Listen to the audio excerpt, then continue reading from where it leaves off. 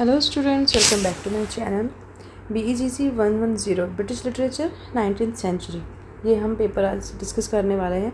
इसमें क्या स्ट्रक्चर रहने वाला है, किस तरह के क्वेश्चंस आते हैं और क्या तरीके हो सकते हैं, कौन सी टेक्निक हो सकती हैं जिनको आप यूज़ करके you can gain good marks.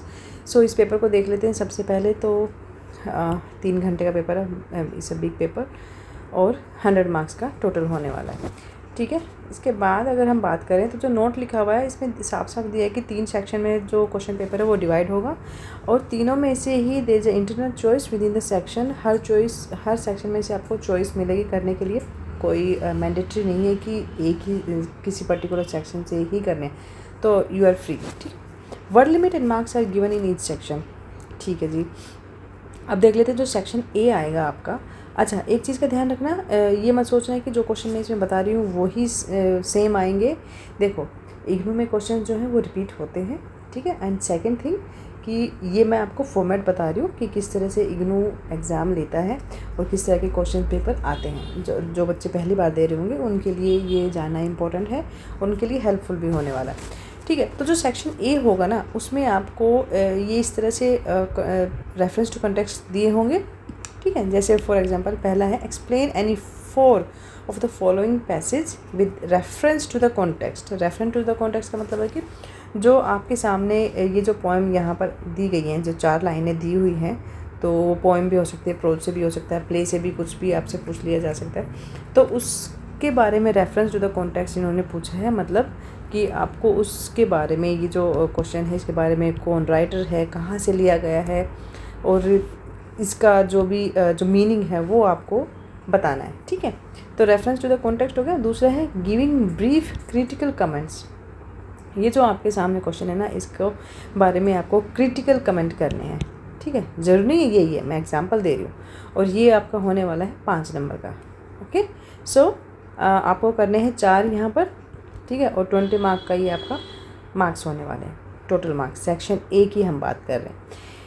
तो अगर आप देखोगे तो सेक्शन ए में आपको यहाँ पे इस तरह के क्वेश्चंस दिए जाएंगे। आपको रेफरेंस टू द कॉन्टेक्स्ट बताना है, साथ ही साथ आपको क्रिटिकली इनके बारे में कमेंट भी करना है। ठीक है, तो वही तरीका रहेगा हमारा, जिस तरह से हम पहले इंट्रोडक्शन लिखते हैं, फिर रेफरेंस टू द कॉन्टेक्स्ट लिखते हैं, कहाँ से लिया गया है, कौन राइटर हैं, वो सारी बातें आपको बतानी है और उसके साथ साथ आपको इसको एक्सप्लेन करना है। इसके बाद आता है, अच्छा हाँ, मैं ये वाला पार्ट नहीं करा रही हूँ क्योंकि ये यहाँ पे देखो कुछ भी आ सकता है, कहीं से भी आ सकता है।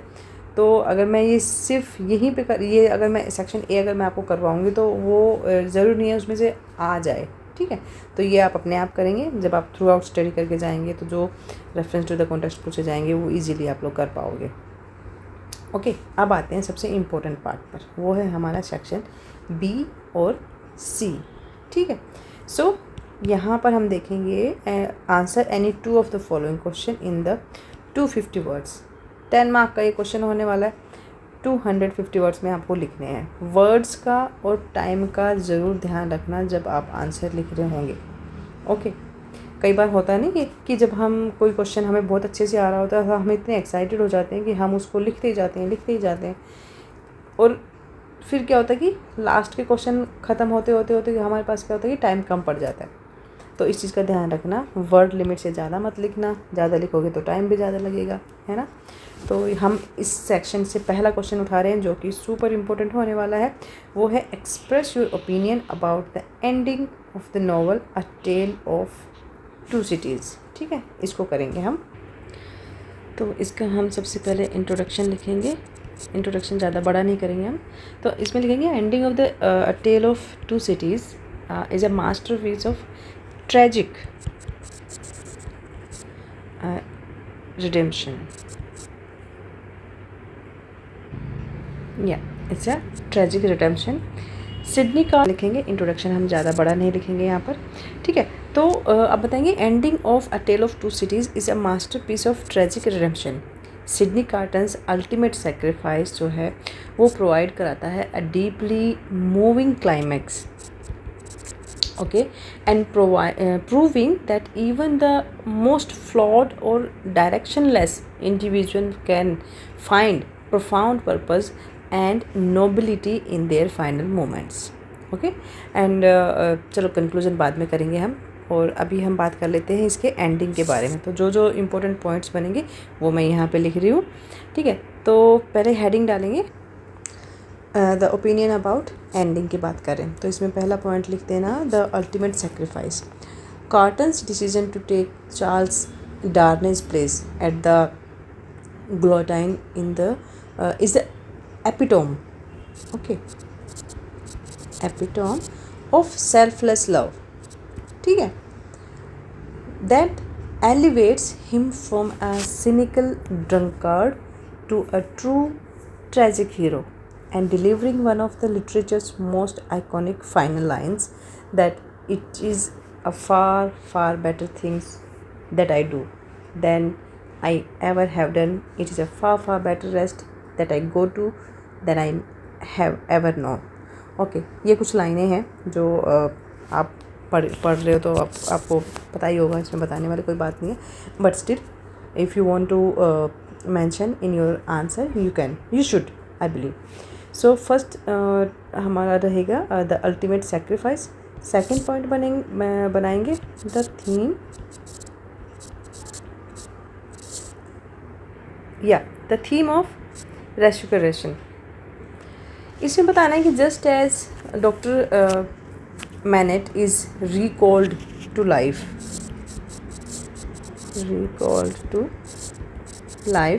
From the Bastille, Carton experience करते हैं अ स्पिरिचुअल रिशोरेक्शन का। His death is not depicted as a defeat but as a path to a better existence and a mean to save the people he love। तो यहाँ पर आपको ये बता देंगे द सेकंड पॉइंट में the theme of जो रिशरेक्शन के बारे में आपको बता देना है यहाँ पर, ठीक है। थर्ड लिखेंगे हम अ बिटर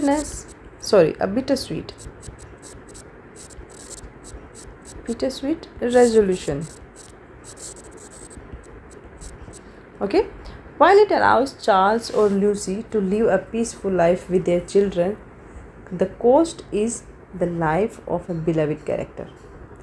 This blend, ये जो blending करी है ना पीसफुल लाइफ की और लिविंग विद beloved characters और लाइफ, इन सारी चीज़ों में जो blending हुई है, so this blend of happiness and heartbreak prevents the ending from feeling glitch और artificially perfect। इन चीज़ों से उसको बचाता है, ठीक है। फोर्थ पॉइंट लिख देना,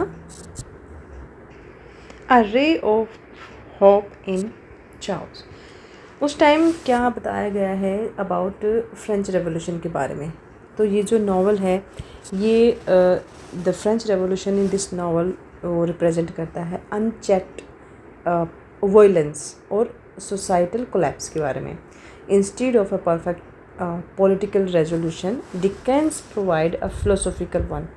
कार्टन भी जो एक्सपीरियंस करते हैं कि a prophetic vision of the future in his final moments, अपनी लाइफ के जो उनके लास्ट जो दिन होते हैं अंतिम दिनों में वो जो महसूस करते हैं फील करते हैं, and seeing a peaceful France emerge from the ashes and Lucy's family going on to live happy prosperous lives that honor his memory। Okay after that थोड़ा सा हम इसमें कंक्लूजन भी लिख देंगे, लिखना चाहो तो लिख सकते हो, बट 10 नंबर का क्वेश्चन है तो आई थिंक इतना काफ़ी रहेगा। आप 5 पॉइंट लिख देना, ये 4-5 जितने भी आप लिख सकते हो, ओके। एंड बेसिकली जो मेन जो लाइनें आएंगी अगर आप कंक्लूजन लिखोगे, कंक्लूजन में आपको वही बताना है, Carton goes on his death with a profound sense of inner peace and culminating in literature's most famous closing lines, जो मैं ऑलरेडी बता चुकी हूँ। It's a far far far better things that I do than I have ever done, it's a far far better rest that I go to than I ever down. तो बस इतना सही है और आपका ये क्वेश्चन कंप्लीट हो जाएगा। सेकंड जो एक और इम्पोर्टेंट क्वेश्चन मैं करवाने वाली हूँ वो यहाँ पर है आपके, हाँ चलिए देख लेते हैं इनको। ये मुझे सारे ही इम्पोर्टेंट क्वेश्चन लग रहे हैं तो मैं ये तीनों कराने वाली हूँ आपको। इसमें मैं I don't want to take any chance, तो एक थ्रू आउट स्टडी कर लेते हैं। हालांकि वीडियो बड़ी हो जाएगी बट प्लीज़ कोऑपरेट। क्योंकि मैं इस क्वेश्चन पेपर में से कुछ भी छोड़ना नहीं चाह रही हूँ, क्योंकि मेरे को सारे ही क्वेश्चन इंपॉर्टेंट लग रहे हैं, तो मैं ये तीनों कराने वाली हूँ सेक्शन बी से। सो सेकंड है हमारा write a note on fatalism in the novel the Mayor of Casterbridge. Okay, इसको करेंगे हम। So intro. In the novel the Mayor of Casterbridge by Thomas Hardy. Thomas Hardy का ये नॉवल है। The character, जो इसमें कैरेक्टर है Michael Henchard, he experiences a dramatic rise to power and an equally dramatic fall due to fateful coincidences and his own character flaws. Hardy also explores how fate is driven uh, by random coincidences and unforeseen events that are beyond anyone's control.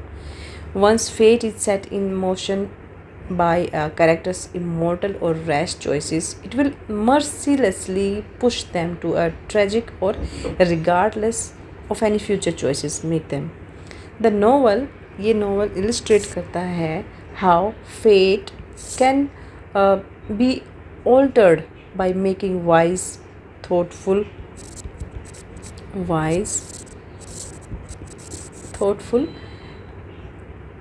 and choices like fair but जो Henchard's हैं, Henchard's sale of his wife and child seals his doomed fate. Okay, तो ये तो हमारा थोड़ा सा introduction हो गया इसके बारे में। अब बात कर लेते हैं, एक हेडिंग बना लेती हूँ मैं, सो दैट कि जो फैटलिज्म है इस पर हम थोड़ा सा और अच्छे से इसको लिख पाए आंसर को ना। तो इस तरह से थोड़ा एक अच्छा सा इजी सा हेडिंग बना के चलते हैं। तो फर्स्ट पॉइंट लिखेंगे हम about fatalism characters as destiny के बारे में। Hardy's famous maximum character is fate. ठीक है, क्या बोलते हैं वो, character is fate suggest that the doom of the protagonist Michael Hansard is internally generated. His fatal flaw is his rash, impulsive or uncompromising nature. By selling his wife and his child in a drunken stupor, he sets an irreversible sequences of events in motion. His subsequent pride, stubbornness or inability to adapt to modern changes continually fuel his downfall. Okay, तो character as destiny में आप ये बता देंगे कि जो उसका character था वो मतलब कैरेक्टर को डेस्टिनी के साथ किस तरह से उसने जोड़ने की कोशिश करी है वो बताएंगे आप। सेकंड है the indifference of nature. Hardy views nature and environment as active participants in human destiny. Okay, the landscapes of Wessex and the very setting of the agricultural town of Casterbridge operate under cyclical laws. Seasons, harvest and storms dictate fortunes, and nature remains entirely apathetic to Hansard's pleas for redemption. Okay. तो ये difference हो जाते हैं। The इनडिफरेंसेस of nature के बारे में आप बता देंगे कि क्या सोचना था उसका नेचर को लेकर, प्रकृति को लेकर। थर्ड पॉइंट है chance, coincidence and cosmic irony. While Hansard's choices initiate his ruin, the narrative heavily leans on cruel coincidences to accelerate it. The timing of his wife's return, the premature revelation of his past secrets by that Furmity woman, and the weather aligning exactly to thwart his business deals highlight an indifferent universe manipulating outcomes regardless of his efforts to reform. Okay तो ये chances, coincidences और जो cosmic irony है उसके बारे में एक point बना देना। फोर्थ पॉइंट लिखेंगे हम कंट्रास्ट बिटवीन कैरेक्टर्स।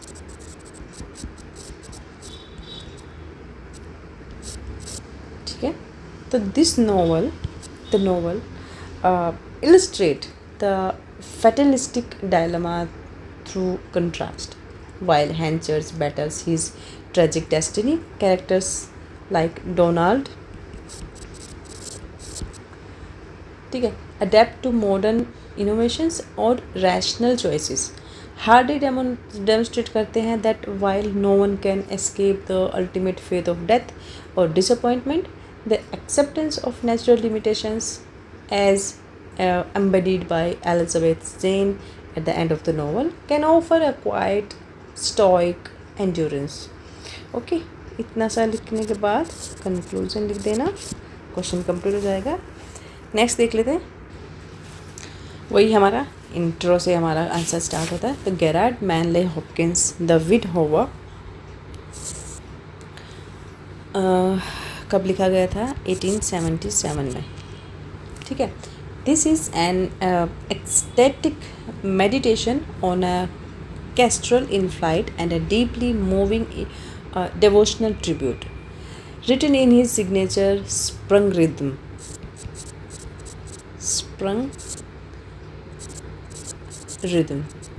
ठीक है, this poem masterfully captures the dynamic effortless grace of nature while elevating the bird into a powerful symbol of Christ's majesty and ultimate sacrifice. बस इतना इंट्रोडक्शन काफ़ी है। इसके बाद हम बात करेंगे जो क्रिटिकल एप्रिसिएशन की हमें बात करी जा रही है, उसके लिए एक एक पॉइंट लिख लेते हैं यहाँ पर। फर्स्ट हेडिंग बनाएंगे हम द ऑक्टेट। ठीक है, या the octet the majesty of the bird. The first 8 lines, अगर हम इसकी बात करें पोएम की, तो इसकी जो फर्स्ट लाइन्स हैं वो उनमें क्या दिखाया गया है? Those lines serves as a vivid kinetic description. ठीक है, description of the kestrel. Hopkins immediately establishes the bird's royal status, calling it morning's minion and kingdom of daylight's dolphin. Through these lines, this poet uses metaphors of a courier and a majestic ocean creatures to highlight the bird's effortless mastery of the morning air. And after that, the technical rhythm की जो हम बात कर रहे हैं यहाँ पर, rhythm की जो बात है, that rhythm mimics the flight of the bird itself. Hopkins employs dense alliteration such as rung upon the rein of a wimpling wing to create an auditory sensation of the kestrel sweeping arcs against the sky. Okay, and the climax of the bird's flight sees it harnessing the wind and effortlessly changing direction, much like a graceful ice skater executing a sweeping turn. So this flawless execution of flight stirs the speaker's heart deeply. ये थोड़ी important line है, इनको रट लेना। ठीक है, so second point लिख देती हूँ मैं। The sunset the symbolic shift in the final sunset in the final lines of this poem. The poem pivots from pure observation of profound spiritual reflection.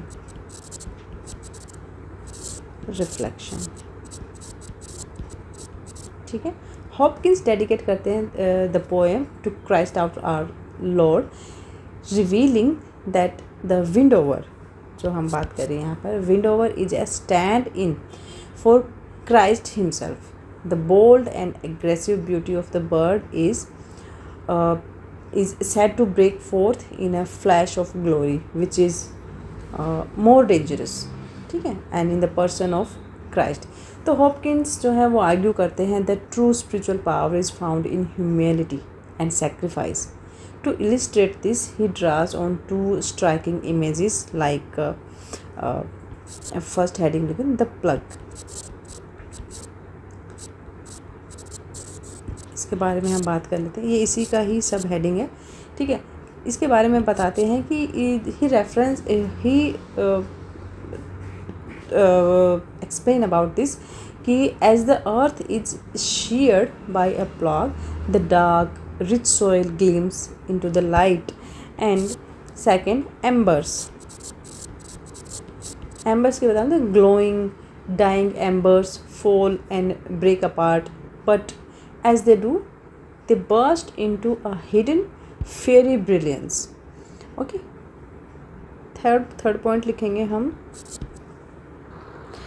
sprung rhythm and language. The genius of this poem lies in the sprung rhythm. ठीक है, a metrical system designed by Hopkins to capture the natural energetic rhythm of human speech. By prioritizing strong stress and breaking traditional grammar with enjambment, Hopkins makes the language physical and forceful. Words are compound, such as the striding high and brilliant tall, to pack maximum meanings and sensory impact into each lines. Okay, तो sprung rhythm and language. Then conclusion कर देंगे. Conclusion में आप लिखेंगे The Wind Hover is widely considered one of the Hopkins' greatest achievements. It perfectly balanced two of his greatest lifelong fascinations, the romantic beauty of the physical world and his absolute devotion to his faith. It bridges the gap between the earthly kestrel and the divine Christ, showing that both the splendor of the sky and the humbles of sacrifices share the same divine fire. That's it. Next देख लेते हैं give the central idea of Arnold's poem the Margaret. यहाँ से भी अक्सर आपसे question पूछा जाता है, तो हम इसी को कर लेते हैं. इंट्रोडक्शन में लिखेंगे the central idea of Matthew Arnold's poem the Margaret revolves around profound human isolation.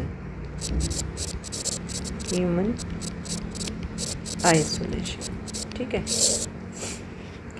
The yearning for emotional connections and the existential realization that people are fundamentally separated from one another despite their shared existence. Okay, so this poem explores this theme through several key concepts. इसमें first point है the island metaphor. मतलब आप ये जो metaphor use किए गए हैं उसके बारे में बता रहे हैं. सो आर्नोल्ड जो है he compares human beings to isolated islands scattered across the vast or shoreless sea of life. Although the islands share the same sea, they are forever separated by echoing straits and insurmountable distances. ठीक है. Second, the longing for unity. ये second point बनाएंगे हम. इसमें बताना है कि individuals long for deep intimacy और often experience a longing like despair.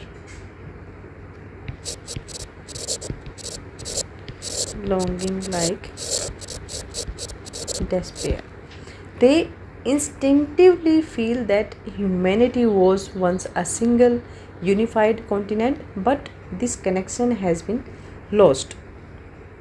Okay, so the longing for unity. Third, divine separation.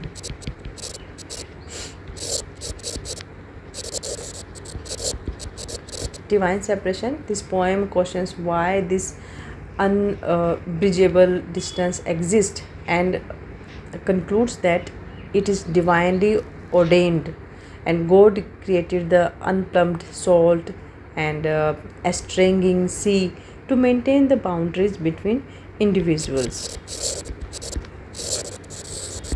Okay, तो डिवाइन सेपरेशन हो जाएगा. फोर्थ पॉइंट लिखेंगे हम modern alliance, alienation. Yeah. Beyond a simple poem about unrequited love, this work serves a broader commentary on the alienation of modern humanity in an increasingly secular, industrialized world. ठीक है, तो modern एलाइनेशन के बारे में आपको थोड़ा सा बता देना है इसमें. इसके साथ साथ एक पॉइंट और लिख लेते हैं. चलो, मैंने 3 पॉइंट एक साथ ही लिख दिए. फिफ्थ पॉइंट है romantic yearning. The longing for union akin to romantic ideals of emotional and spiritual fulfillment. And second है सिक्स्थ है melancholic टोन के बारे में बता देंगे कि how Arnold captures the sadness and inevitability of human separation. Seventh point में लिखेंगे फिलोसॉफिकल अंडरटोन के बारे में, the reflection on human existence, relationships and the limitations imposed by the fate or divine will. Fine. Then conclusion लिख देंगे. conclusion में आप बताएंगे कि central theme of Matthew Arnold's The Margaret continued revolves around isolation, separation and the human yearning for connection. This poem explores the profound sense of solitude that individuals experience despite their shared existence in the world, and Arnold uses the metaphors, ठीक है, जो मैं ऊपर already बता चुकी हूँ, metaphors का use करते हैं, of islands in a vast sea to represent human beings who are isolated yet share a longing for closeness. Okay, ये हमारा क्वेश्चन यहाँ पर ख़त्म हो जाता है. ये बी पार्ट हमारा हो गया. Now I am going to study this, जो कि जिसमें कि बड़े क्वेश्चन होने वाले हैं. सेक्शन सी में आ गए हम. ठीक है, इसमें ये इम्पोर्टेंट इसलिए है क्योंकि यहाँ पे देख लो इतने बड़े बड़े वर्ड्स में आपको आंसर देना है और 20 नंबर का आपका एक क्वेश्चन होने वाला है. ठीक है, तो सी सेक्शन से कोई 3 करने हैं हमने. तो अगर कोशिश करूँगी मैं सारे करवाने की, क्योंकि मेरे को ये पूरा क्वेश्चन पेपर ही बहुत इंपॉर्टेंट लग रहा है. एज आई ऑलरेडी मैंशनड, तो मैं ट्राई कर रही हूँ सारे क्वेश्चंस कराने की, ताकि जो एग्ज़ाम में कुछ भी आए तो आप लोग पीछे ना रहो, आप कुछ ना कुछ ज़रूर लिख के आओ अपने आंसर के लिए. ठीक है, तो इस सी सेक्शन में से फर्स्ट देख लेते हैं. देखो यहाँ पर भी अ टेल ऑफ 2 सिटीज़ से आ गया, तो ये बहुत इंपॉर्टेंट है. इसमें से छोटे क्वेश्चन भी आ गए, बड़े भी आ गए, और हो सकता है यहाँ से आपको रेफरेंस टू द कॉन्टेक्स्ट भी देखने को मिल जाए, तो इसको आप छोड़ना मत. ठीक है, तो write a detailed note on Dickens representation of the French revolution as depicted in the tell of 2 cities. Introduction में the Charles Dickens a tell of 2 cities. The French Revolution जो इसमें जिस तरह से पोर्ट्रेट किया गया है, that is like both a justified retribution against systematic aristocratic cruelty and a terrifying uncontrollable monster. तो फ्रेंच रेवोल्यूशन का तो ये इन्होंने इस तरह से बताया है इस अपनी पोएम में. ठीक है, and Dickens ultimately condemns the indiscriminate bloodshed and vengeance of the revolutionaries, arguing that violence only breeds more tyranny. ठीक है, ये तो बेसिक सी बातें हो गई यहाँ पर, क्योंकि ये सारी चीज़ें सेम ही होती हैं, चाहे वो फ्रेंच रेवोल्यूशन हो या कोई भी जो भी रेवोल्यूशन होगी उसके बारे में जो थॉट होते हैं वो लगभग सेम ही होते हैं. ठीक है, तो अभी हम बात कर लेते हैं representation of the French revolution as depicted in the tell of 2 cities. तो इसमें पहला हेडिंग बनाऊंगी मैं, the causes of the revolution. Dickens portray करते हैं the prelude to the revolution as a direct consequences of decades of unchecked tyranny and socio-economic inequality. Okay, he vividly describes the French aristocracy as aloof, callous, and disconnected from the suffering of the peasantry. Okay, इसी में एक और सब point बना देंगे, the aristocratic hubris. Nobles you can view the common people as subhuman, running over a child in the streets and tossing a coin as casual comprehension. Okay. Second, the peasant. Sorry.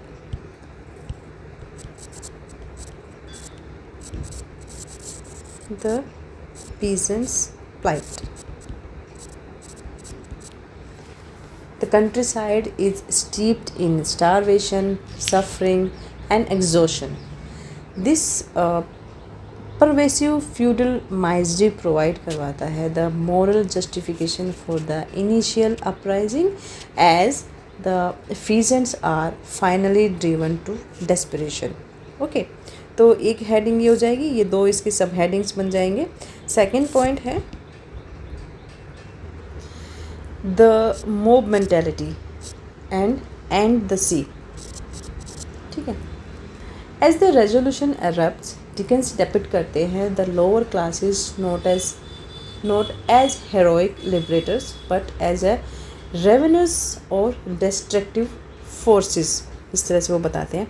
इसमें first आप लिखेंगे the C of people. थोड़ा सा इसको और elaborate करने के लिए मैं एक और सब हेडिंग बना रही हूँ. तो he repeatedly compares the revolutionary mob, जो रेवोल्यूशनरी जो लोग शामिल थे उसमें जो लोग थे, to a surging churning sea. ठीक है, उसको एक सर्जिंग और एक एज अ चर्निंग सी की तरह देखते हैं. And suggesting that the violence of the masses is an elemental force of nature that sweeps away both the guilt and the innocent. Next है loss of morality. Loss of morality. Dickens highlight करते हैं how the oppressed, having been treated brutally or resort the equal brutality in their quest for liberation, and the storming of the Bastille and the subsequent September massacre are depicted with intense horror. ठीक है. Illustrating how the mob becomes intoxicated by its own power and bloodshed. Okay. Second point हो गया हमारा. अब next देख लेते हैं third, जो कि बहुत इंपॉर्टेंट होने वाला है. इंस्टीट्यूशनलाइज्ड टेरर की बात करते हैं. डिकेंस फोकस करते हैं heavily on the reign of terror, a period where the revolutionary ideals of liberty equality fraternity are corrupted into paranoia and legalize slaughter. तो स्लॉटर को किस तरह से वो लीगल बना देते हैं. तो इसी का ही सब हेडिंग लिखेंगे हम एक और थोड़ा सा और अच्छे से बनाने के लिए. The reign of terror. ठीक है.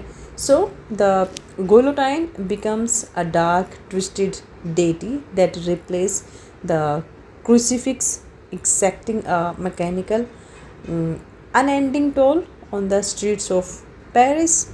सेकेंड है Madame डिफार्ज.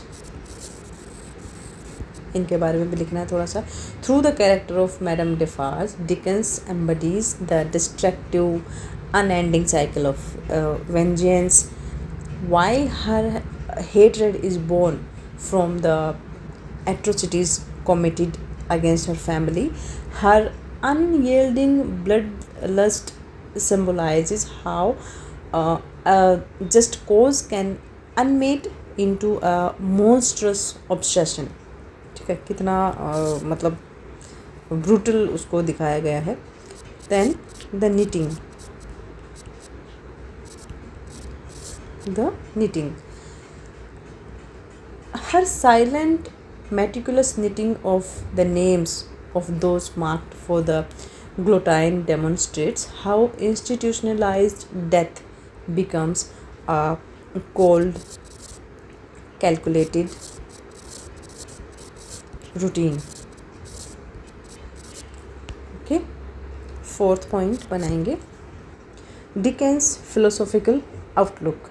Ultimately, Dickens' representation is highly complex and cautionary. So, first लिखेंगे हम the cycle of oppression.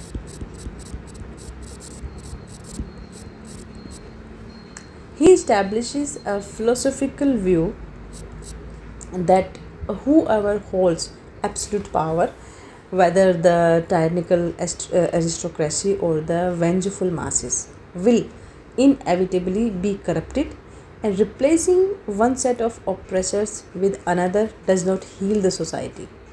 Okay, तो यही होता है. And love versus violence. Dickens does not advocate for violent revolt as a solution to societal ills. Instead, he promotes themes of personal sacrifice and compassion as the only true antidotes to the corrosive cycle of violence. ठीक है. And yeah, conclusion में बताएंगे. Charles Dickens a tell of two cities portrays the French Revolution as a complex historical eruption. He depicts it initially as a justified uprising against centuries of brutal aristocratic oppression, but rapidly transforms it into a chaotic, bloodthirsty regime of terror where unchecked mob violence simply mirrors the tyranny it overdrew. That's it.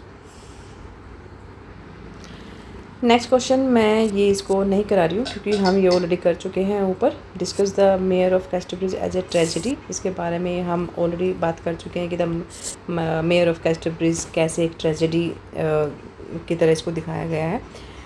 तो इसको मैं रहने देती हूँ. Okay, क्योंकि दो एक ही चीज़ दो बार हो जाएगी, कोई फ़ायदा नहीं है. वीडियो वैसे भी कुछ ज़्यादा लंबी हो जाएगी. हम करने वाले हैं सी को. Right a critical appreciation of brownies poem my last duchess के बारे में. ठीक है, इससे भी हमेशा एक बड़ा क्वेश्चन आता है जो कि यहाँ पर ऑलरेडी आया हुआ है. तो माई लास्ट डचेस से कुछ भी पूछ लिया जाएगा, तो इसको अच्छे से पढ़ के जाना आप लोग. चलिए इसका इंट्रोडक्शन लिख लेते हैं. Robert brownies my last duchess is a master class in the dramatic monologue. ठीक है, set in Renaissance Italy. It features the Duke of Ferrara casually revealing his tyrannical, narcissistic nature and his implied murder of his former wife to a marriage emissary, ultimately serving as a chilling critique of unchecked patriarchal power and the objectification of women. That's it. फटाफट से इसके headings लिख लेते हैं. Psychological death and characterization. The duke is an unreliable narrator who completely expose his own flaws while attempting to justify his cruelty. ठीक है, he frames the late Duchess as a flighty, ungrateful woman who was too easily impressed by simple joys and other people's kindness. In his eyes, her warmth, which was meant to be reserved exclusively for him, was a slight against his 900 years old name was and authority. His deeply ingrained paranoia or toxic possessiveness uh, culminate in the chilling admission, I gave command. Then all smiles stopped together. Okay इसी का हम एक सब heading में डालने वाली हूँ. नहीं चलिए सीधे सीधे लिख लेते हैं. Second point, thematic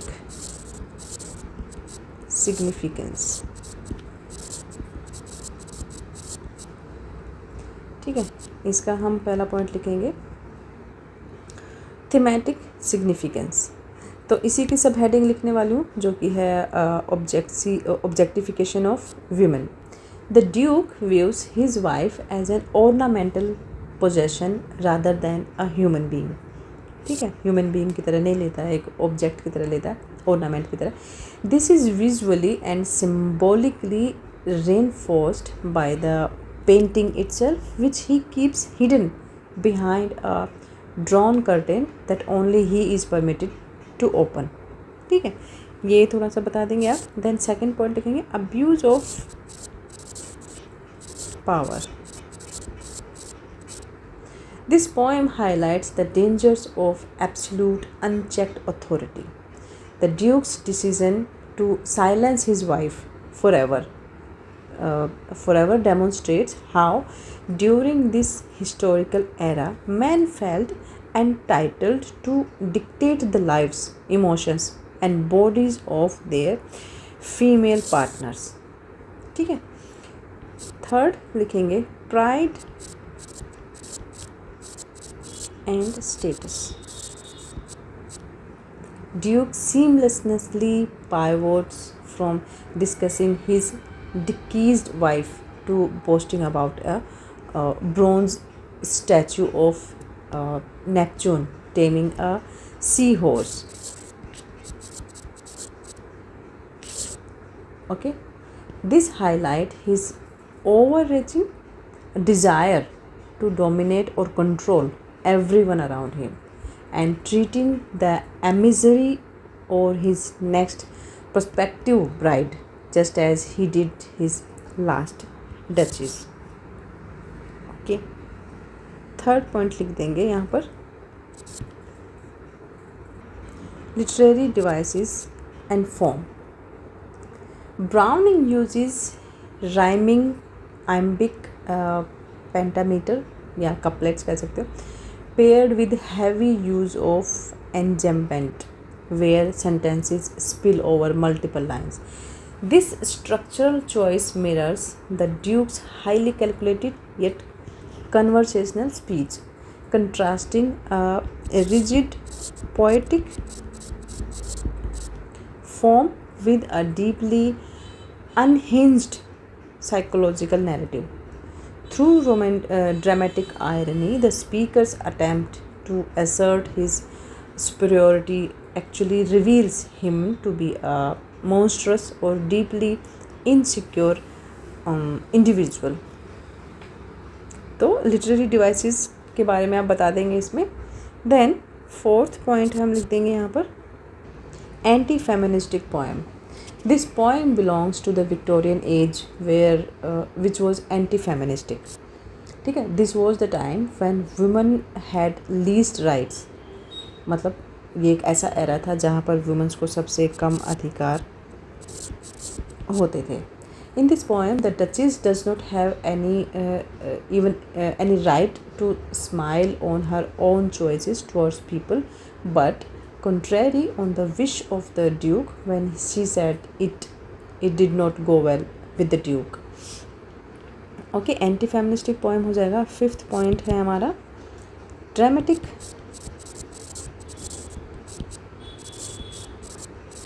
monologue. ठीक है, my last duchess is a dramatic monologue. It is well-known monologue of the Robert Browning, and monologue is a speech in the play or poem where a speaker brings out his thoughts while dramatic monologue is a form of speech or narrative in which a speaker himself do the two-sided conversation despite presence of a listener and reveal the character of himself and others. Hence, My Last Duchess is a dramatic monologue in which the Duke do the talking for himself and the listener, who is representative of his master, came to the Duke for marriage proposal. During this single speaker conversation, Duke reveals his and Duchess character. He even reveal intention of the listener. तो जो dramatic monologue है उसके बारे में आप थोड़ा सा बता देंगे, ठीक है। इसके बारे में एक लास्ट और 6 पॉइंट लिख देते हैं। चलो, क्रिटिकल नोट, ठीक है। Margaret Atwood in her short story my last duchess shows another side of the Duke. She threw the character Nell shows that Duchess was a dumb bunny and she was like those girls at school who smiled at everyone in the same earnest and humorless way. She even interpreted the line I gave command. जो line उन्होंने लिखी है he gave commands, जो लिखा है the all smiles stopped together in different manners. She writes Duke might have banished the Duchess rather than killing. इसके बाद conclusion हमारा हो जाएगा और ये क्वेश्चन कंप्लीट हो जाएगा हमारा, ठीक है। नेक्स्ट देख लेते हैं जो इम्पोर्टेंट एक और होने वाला है। या नेक्स्ट क्वेश्चन है attempt a character sketch of Susan Henchard as depicted in the Mayor of Casterbridge. Casterbridge में जो एक कैरेक्टर है सुजैन का, उसके बारे में उसका कैरेक्टर स्केच करना है, मतलब उसके कैरेक्टर के बारे में बताना है, कौन था, क्या उसके बारे में इसमें बताया गया है द मास्टर ऑफ कैस्टरब्रिज में, ठीक है। ये वाला मैं छोड़ रही हूँ, मुझे इतना इम्पोर्टेंट नहीं लगा, ठीक है। सो इंट्रोडक्शन में लिखेंगे Susan Henchard is a pivotal resilient figure in Thomas Hardy's the Mayor of Casterbridge. Though initially defined by her submissive, passive nature and infamous sale, ठीक है, by her husband Michael Henchard. Michael Henchard के बारे में बात है जो उसका husband है सुजैन का. She gradually reveals a pragmatic endurance and quiet dignity. ये हमारा थोड़ा सा सुजैन के बारे में हो जाएगा इंट्रोडक्शन. इसके बाद फर्स्ट पॉइंट लिखेंगे हम जो कि कैरेक्टर स्केच के बारे में बात कर रहे हैं ना, तो हेडिंग बना देंगे मेन कैरेक्टरिस्टिक्स की पॉइंट्स जो थे सुजैन के बारे में. फर्स्ट है रेजिग्नेशन और प्रैग्मेटिज्म. सुजैन जो है she is heavily shaped by hardship. She accepts her circumstances whether it is being auctioned off at a country fair by her volatile husband or being widowed, with a sense of very fatalism.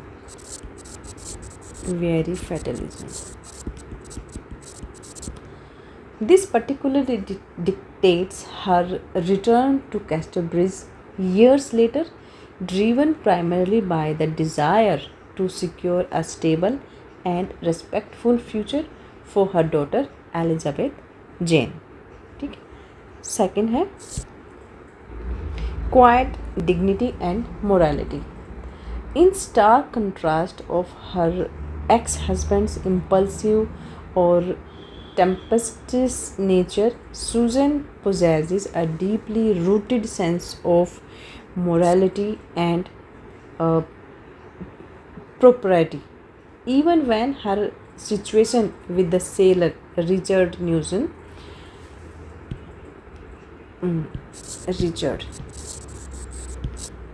जो seller था, is legally questionable after her return to Hansard, she navigates the confusing moral landscape with grace and a commitment to doing what is deemed right by society.